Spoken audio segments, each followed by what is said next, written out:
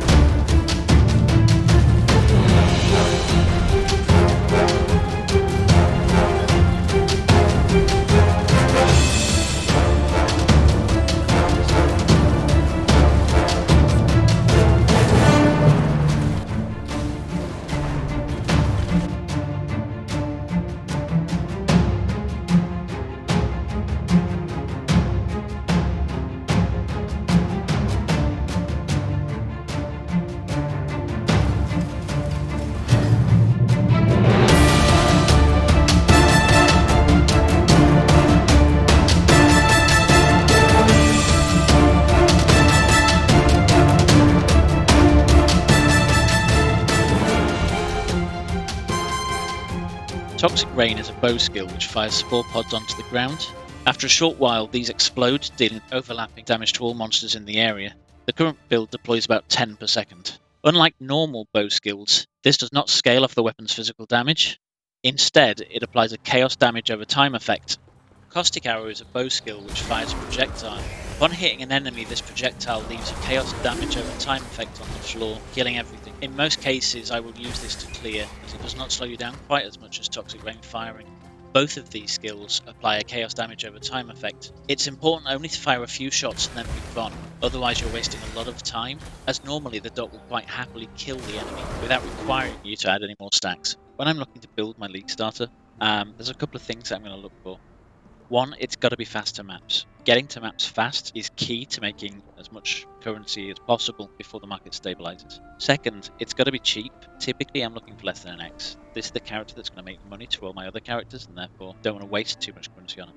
And lastly, it's got to be able to clear the mid to late game, not necessarily the end game. That said, this character can scale up with currency investment if you chose to play this beyond league start.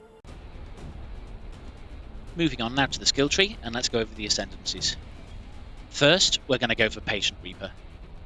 This is really powerful. It gives us 50% increased damage over time, as well as 2% life and energy shield, and 4% mana each time we kill an enemy. It also grants a 7% increased recovery rate of life, mana, and energy shield if we've killed an enemy recently affected by our damage over time. This is all the time. Second, I went for Ghost Dance. Now this is really optional. You could go over to Prolonged Pain first, but I like the survivability because I don't like dying. Ghost Dance gives us 3% chance to evade while we have Energy Shield, which is, again, pretty much all the time. 2% reduced damage taken per Ghost Shroud, so this is a total of 6 at maximum. Every 2 seconds we gain a Ghost Shroud up to a maximum of 3, and when we're hit, we lose a Ghost Shroud, but recover 4% of our evasion rating as Energy Shield. 10% increased movement speed while we have Energy Shield, which again is pretty much all the time. Moving on to my third ascendancy, Prolonged Pain. This one gives us a big boost to damage over time with a 20% more multiplier. It also gives us 20% increased skill effect duration, which increases the amount of time that our dots live for. And a 10% reduced damage taken from damage over time, which is mainly floor effects in this game, but there are some other stuff as well. We also get 20% increased poison duration, but we don't make use of this as we don't use poison. For the final ascendancy, we go Escape Artist. This one gives us 10% chance to dodge spell hits if we have Energy Shield, which again is pretty much all the time. We cannot be stunned while we have Ghost Shrouds, which we have those up most of the time as well. 6% increased attack and cast speed per Ghost Shroud, so this one scales up to a maximum of 18%.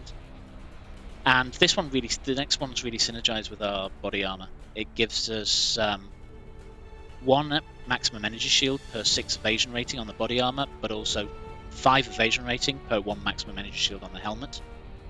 So for these, we really want a helmet that gives us high energy shield and a body armor that gives us really high evasion to get the most out of this.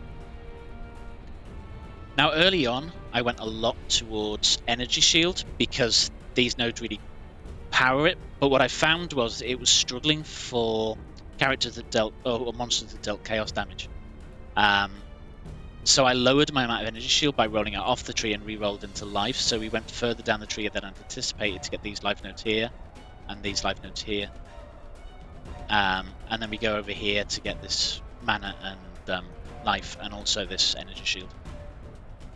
Right now our life sits at about 4,695 and our energy shield at 1,083. Now against enemies that don't deal chaos damage, this is quite a large amount at 5.6k. For the purpose of scaling damage on the tree, we're going to go for mainly damage over time or chaos damage over time. Sort of when we start, we come out of the shadow here, go up here to get the life, round here, and up here first, which gives us growth and decay, which is a 20% increased damage over time, 10% damage over time multiplier, and we generate 1% of life per second.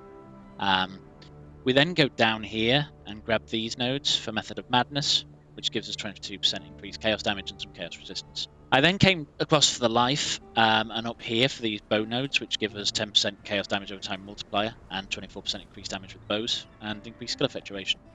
And again, we get increased damage over time with bow skills. Sort of when I start to get my auras on, like Malevolence, I will come down here and grab these nodes. These reduce our mana reservation by 12%, which allows us to run them and still maintain our mana pool. We're then going to come down here and grab Acrobatics and Phase Acro.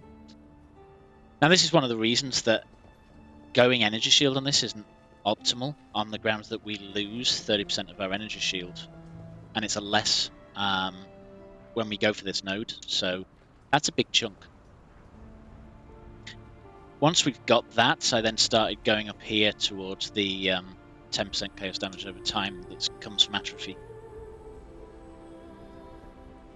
And then we come down here for some bow nodes, which each grant increased damage over time with bow skills, and also attack speed. Attack speed's good because it means we can get more arrows into the air, which fall to the ground and then do the damage we like.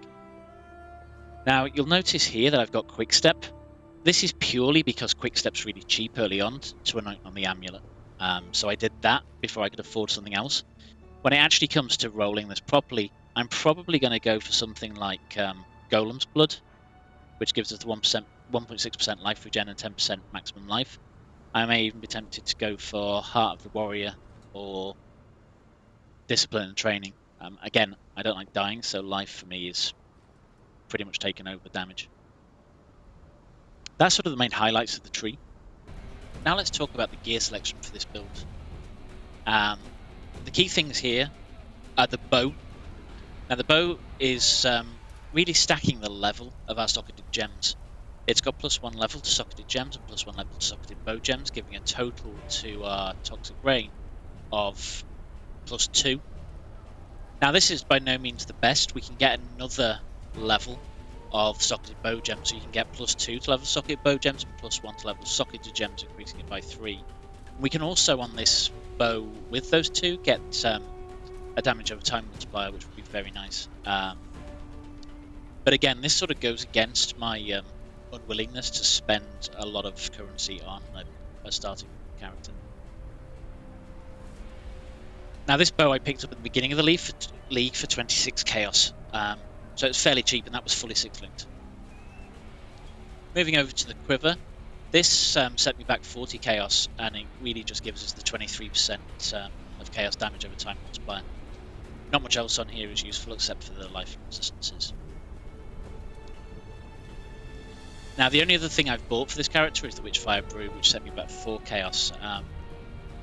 At time of recording, this build is running at 70C, which is not bad at all. It's about a third of an X. Everything else dropped. This chest piece is quite nice because it gives us a large amount of evasion, which of course we convert to energy shield through our ascendancy. Now because the chest doesn't need to be 6-linked, it's really cheap to just drop one of these and then force a 4-link on it. I was lucky enough to get a 6 socket on the first roll.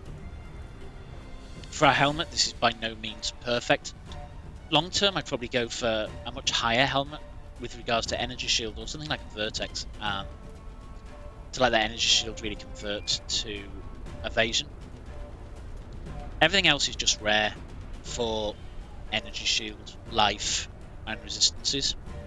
The damage on here, it isn't really intended because it doesn't do an awful amount.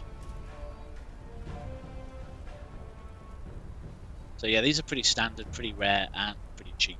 But again, I dropped all these. These are all handcrafted. Also for this league, the garden's a great way of early crafting, which has been a lot cheaper than previously for sustaining your gear throughout the levels. Now let's talk a little bit about the skill gems. Our 6th link, we have Toxic Rain. Now for Toxic Rain, we link it to Efficiency. Now Efficiency gives us more spell damage, which doesn't do an awful lot on this build, but it also gives us 25% more damage over time. And we have 16% skill effect duration, which makes the dot last longer. We then link to Void Manipulation, which is 40% more chaos damage, and reduced elemental damage. Now we don't do any we don't do any elemental damage, so no loss there. We then go to Vicious Projectile Support. This is really strong. Gives us 60% more chaos damage over time, but also projectile damage is given. Now projectile damage actually increases the dot according to the tag here somewhere. Now the last link is a Mirage Archer support. Now originally I didn't have this, but when you're fighting high-end bosses and you have to run around to dodge them, this is really powerful because it will continue to fire at the boss while you're moving, which you normally couldn't do. So you're still dealing damage while you're on the move. Now my final link for now is damage on full life support. Because I'm not normally out of energy shield, this really gives us a nice boost of 50% more damage. Now this is actually overshadowed by Empower support, but you really need level 4 to bypass this, so I didn't want to spend the currency on that. I think one at the beginning of the league was like 4.5x, but that is somewhere I would go if I wanted to really increase the damage on this build. Now with regards to our Caustic Arrow, this is a 4-link Caustic Arrow, Void Manipulation, Pierce, and Vicious Projectiles. So these two aren't a surprise given what we said for the bow. The Pierce support actually is really useful. When you pierce an enemy, it will drop a chaos damage thing on the floor, but because it goes through the enemy, the first pierce drops one, and then it hits the second enemy and it drops another one, increasing your area of effect quite substantially.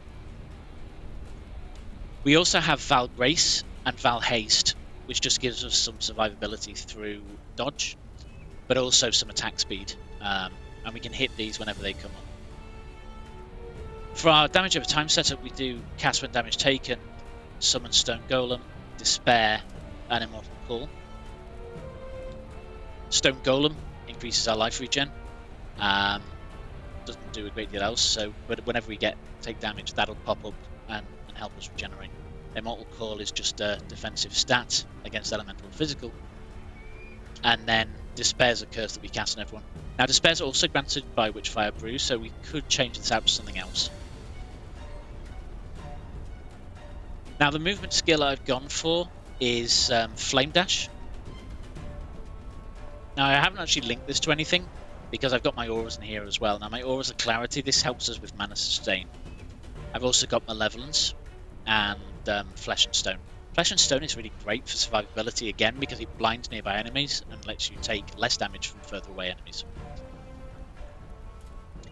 And then we have the standard totems on builds like this, which is Wither, linked to faster casting, linked to spell totem, linked to multiple totem support. This allows us to cast these, which will then put Wither on the enemy, both slowing them down and increasing the amount of chaos damage over time that they take. I think the only thing left to cover is the leveling on this build. Now this is straightforward. This build will level on absolutely any trash that you put on. Obviously some uniques will help that, such as Gold Rim for the helmet or a Tabby. Although Tabby early on will probably use far too much mana. I did struggle with mana early on, and I actually helped a Lyra on the league start to sustain that mana, which I'll need to roll off. With regards to the skill while leveling, you start off with Caustic Arrow at level 1, and you really use that up until level 12 where you get Toxic Rain, and then you use both in combination when killing bosses and things. It's very rare that any boss causes you trouble while leveling. This concludes the build guide. If you have any questions, please leave them in the comments below. If you like this video, then please leave a like, and if you want to see when I next post a video, please do subscribe. You've been watching Altec 2K. Thank you for watching.